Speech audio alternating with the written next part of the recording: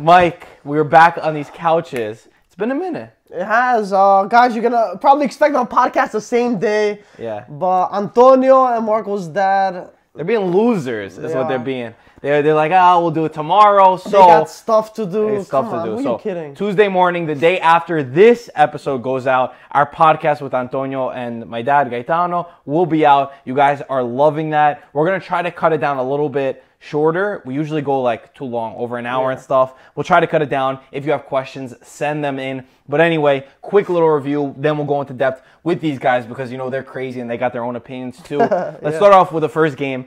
Fiorentina Juventus. The amount of drama in this match was honestly ridiculous.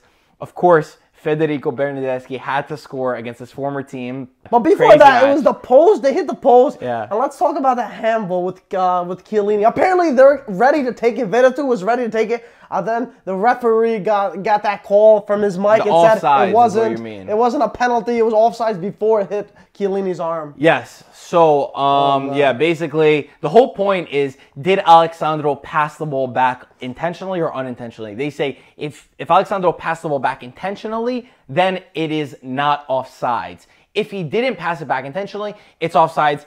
That's a stupid rule. Listen, number one, this was not VAR's fault. I keep seeing people blame VAR. VAR did its job perfectly. That's just what happened, and they got the replay. They checked the replay. They took like 3 minutes for the replay, and it still never came on. Well, it's never really VAR's fault. It's the decision making from the refs for the most part. But yeah, that was a big issue. Still unclear. Gazzetta, I saw they wrote that it was offsides at the correct call, but Sky Italia were saying it wasn't. Everyone was disagreeing. We saw it across the board. I know Michael and I, we disagreed on whether we thought it was offside or onside. Let us know down below. Do you think it was onside or offside? Fiorentina pretty unlucky in this match. They were pushing the entire game. They were pushing a lot. Juve just took their chances when they needed them. Fiorentina, I feel bad because they really could have got a draw.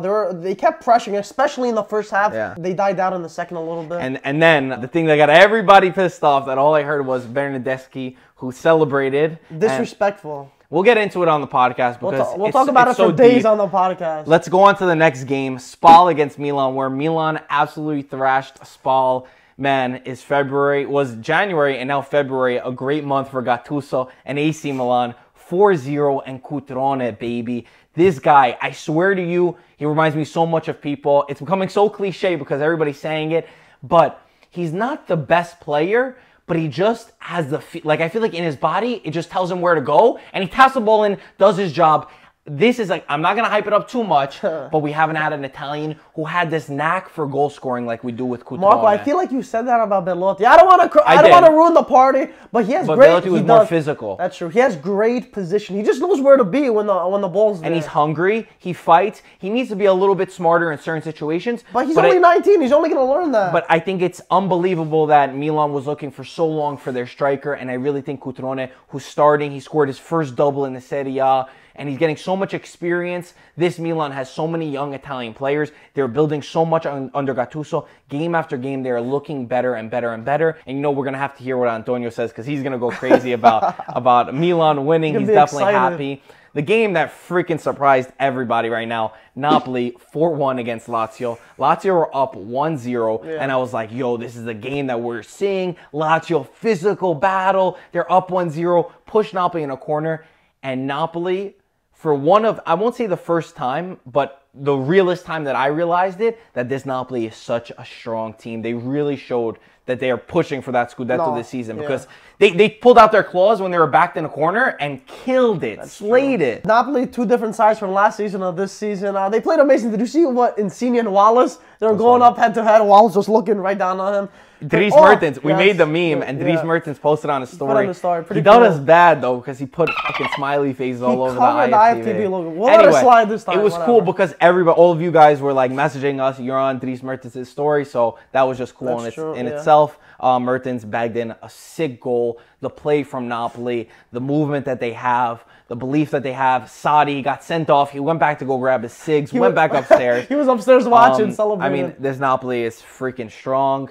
Mike, what do you got to say about that? To be honest, listen, this is the same Lazio that beat Juventus. So this Napoli completely killed this Lazio. They did. The second game in Torino, the Napoli versus Juve, is going to be the game of the season. Inzaghi said that. He said we were a little bit unlucky because in the first half we didn't take advantage of our chances. He didn't get excuses. But he even said, he's like, listen, I got nothing else to say. There's no excuses. Napoli, we're just beasting. Respect. And terrible weekend for Lazio because, as we're going to say, they jumped down to 5th place with Inter, who got a 2-1 win, their first of 2018, through our boy Karamoh, another 19-year-old kid in the Serie A, finally starting playing at Inter. And I gotta be honest with you, before the goal, because I don't want to be that guy who just, he scores a goal and is good, he helps the team so much. We kept saying the playmaker was missing, and the difference between Candreva and Karamoh is Karamoh will get the ball, he'll look maybe to dribble, he'll look to go in the middle, he'll look to go on the side. Candreva just runs down the wing, crosses the ball in. Karamoh brings a diversity to this Inter that they needed, and